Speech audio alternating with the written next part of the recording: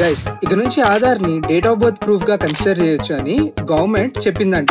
ఈ విషయాన్ని వ్యాలిడేట్ చేస్తూ UIDAI ఒక సర్క్యులర్ ని కూడా రిలీజ్ చేసిందని చెప్తూ సోషల్ మీడియాలో ఈ స్క్రీన్ షాట్ వైరల్ అవుతుంది.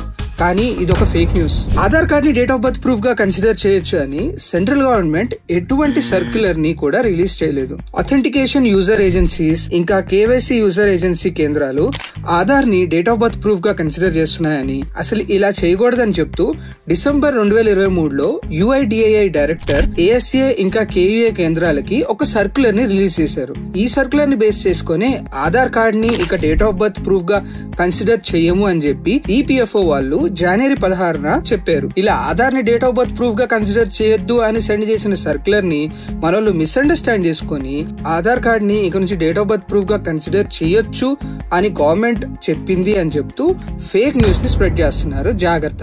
సోషల్ మీడియాలో ఏదైనా పోస్ట్ మీకు డౌట్ఫుల్ గా అనిపిస్తే మా వాట్సాప్ టిప్ లైన్ నెంబర్ కి షేర్ చేయండి. మేము ఫ్యాక్ట్ చెక్ చేసి దాంట్లో ఎంత నిజం ఉందో మీకు చెప్తాం.